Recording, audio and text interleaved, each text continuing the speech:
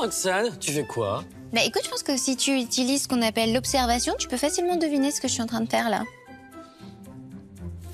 Eh oui, ok, d'accord. Bah, j'ai toujours rêvé de pouvoir mettre du vernis à ongles, moi, tu sais. Tu veux que je t'en mette? Non, non, non. C'est pour les filles, non? Le vernis à ongles, c'est pour les ongles.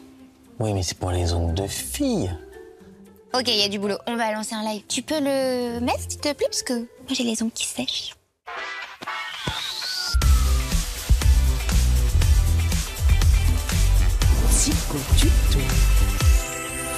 Salut le chat.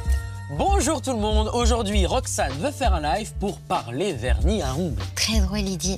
Non, mais je voulais profiter de notre petite discussion pour parler genre et orientation sexuelle. Mais c'est vrai que maintenant que tu le dis, ça semble plus pertinent. Oui. Surtout que parfois, il est compliqué de s'y retrouver. Bah oui, le genre, c'est le sexe biologique, celui qu'on a à la naissance. Mais parfois, en grandissant, on ne se retrouve pas dans cette identité. C'est ce que l'on appelle l'identité de genre. Alors, Robin Hood dit qu'il est total perdu.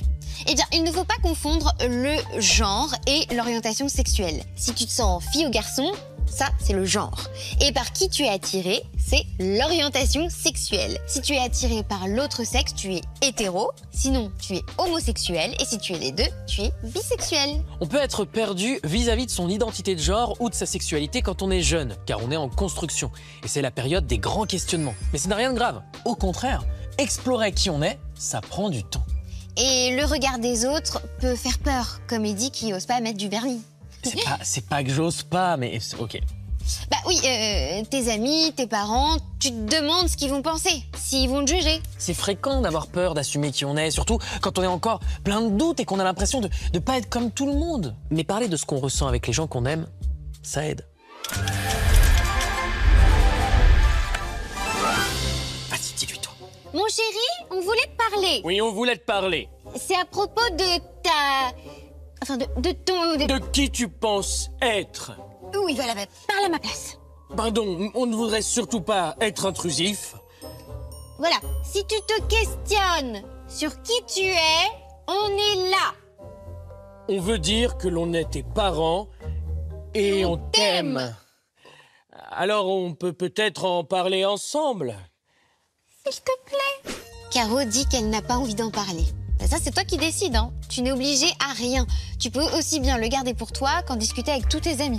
Et c'est ok de te prendre un peu la tête là-dessus, de ne pas encore savoir totalement qui tu es. Rien n'est figé, ça se construit, en particulier à ton âge. Se poser des questions, c'est logique. En revanche, si on se moque de toi au collège parce que tu te poses des questions sur ton genre ou ton orientation sexuelle, que tu es isolé, que tu te sens mal, là, il faut agir.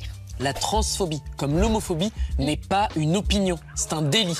Donc si tu es victime de harcèlement, il faut absolument t'adresser à quelqu'un de ton collège ou alors un centre spécialisé, comme le centre LGBTQ de Paris. Tu peux aussi les contacter si tu as peur d'être rejeté si tu parles de ce que tu vis. Faire semblant pour faire comme les autres, ce n'est pas la solution et ça risque d'entraîner un grand mal-être chez toi. Si ne pas te sentir bien dans ton corps de fille ou de garçon, avoir la sensation d'être différent fait que tu n'arrives plus, par exemple, à suivre en cours, alors ça va mal. Si ça dure, si ça augmente, si ça impacte ta façon de vivre, attention.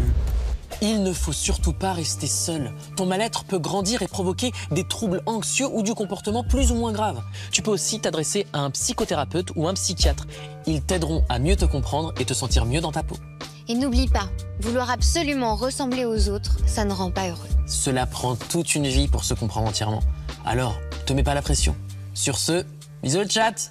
Bisous le chat. Et prenez soin de vous. T'es sûr que tu veux pas un peu de vernis? Allez, d'accord. Tu vois, les paillettes, j'aime moins, mais la couleur, je trouve qu'elle me va vachement bien. Oui, ça va.